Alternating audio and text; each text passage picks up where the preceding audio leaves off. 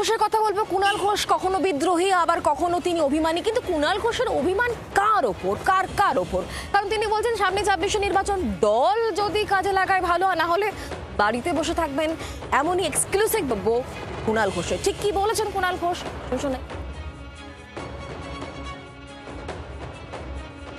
এত বড় নির্বাচন রয়েছে, কুণাল ঘোষকে কি পুরোপুরি পাওয়া যাবে, নাকি আস্তে আস্তে নিজেকে গুটিয়ে নেওয়ার কোনো একটা ইঙ্গিত পাওয়া যাচ্ছে এই পোস্ট থেকে? সেটা তো দলের ব্যাপার।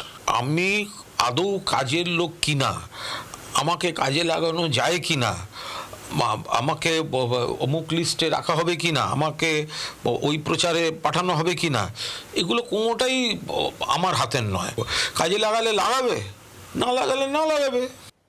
কুণাল ঘোষের এই একের পর এক পোস্ট এবং যাকে কেন্দ্র করে তুমুল জল্পনা আলোচনা চলছে। কুণাল ঘোষ তার এই পোস্টের বিষয় নিয়ে নিজে কি জানাচ্ছেন, তার সেই বক্তব্য শোনাবো। এবং কুণাল ঘোষ যখন এই ধরনের কথা বলছেন, তখন বিরোধী বিজেপি কাউন্সিলর সজল ঘোষ, তার বক্তব্য কি শোনাবো।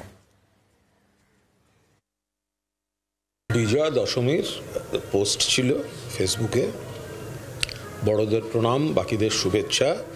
যেহেতু আমার জীবনে অনেক রকম ঝড় জল উত্থান পতন চলতে থাকে, সেই জন্য আমি একটা আবেগতাড়িত পোস্ট, ওটা যে আগামী দিনেও যদি জীবনে কোনো বাঁক আসে, আশা করি আপনারা এভাবেই আমাকে আশীর্বাদ করবেন, সঙ্গে থাকবেন, যাতে কাজ করে যেতে পারি, সেটাই করেছি। মানে এটার বাড়তি কোনো তাৎপর্য আমি অন্তত এই মুহূর্তে দেখতে পাচ্ছি না। এবার লোকে ভবিষ্যতের তো নানা রকম একটা অনুমান থাকে, ভাবে আমিও দেখতে পাচ্ছি ঝাপসা কিছু।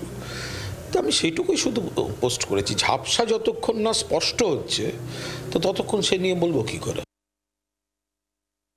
হ্যাঁ, বছরে দুবার করে ওরকম বেসুরো গায়, এটা হচ্ছে ওর চার্জ।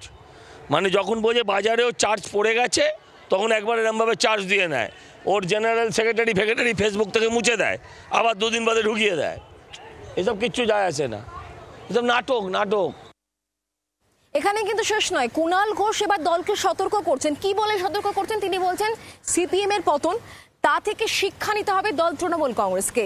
আত্মতুষ্টির কোনো জায়গা নেই কথা বলছেন কুণাল ঘোষ। কাকে সাবধান করছেন? কুণালের এই সাবধানী বার্তা কার জন্য, এই প্রশ্ন কিন্তু উঠছে। আমরা সিপিএমকে দেখেছি যে কি জায়গায় সিপিএম ছিল। সিপিএম এর খারাপ জিনিসগুলো এবং সিপিএম এর পতন থেকে আমাদের কিন্তু শিক্ষা নেওয়া উচিত, এবং আত্মতুষ্টির ভাব যদি কোথাও এসে থাকে, সেটাকে ছেড়ে ফেলা উচিত। অর্থাৎ সিপিএম এর পতন থেকে আমাদের শিক্ষা নিয়ে রাখা উচিত, যাতে আমাদের দলকে কখনো খারাপ দিনটা দেখতে না হয়। কুণাল ঘোষ যখন এভাবে সতর্ক করছেন, তখন তার এই বক্তব্যকে তৃণমূল মুখপাত্র অরূপ চক্রবর্তী কিভাবে দেখছেন, তার বক্তব্য কি শোনাবো। কুণালদা কেন বলেছেন এই বিষয়টা, সত্যি কথা বলতে সবচেয়ে ভালো ব্যাখ্যা কুণালদাই দিতে পারবেন। কুণালদা আমাদের সকলের সিনিয়র নেতা।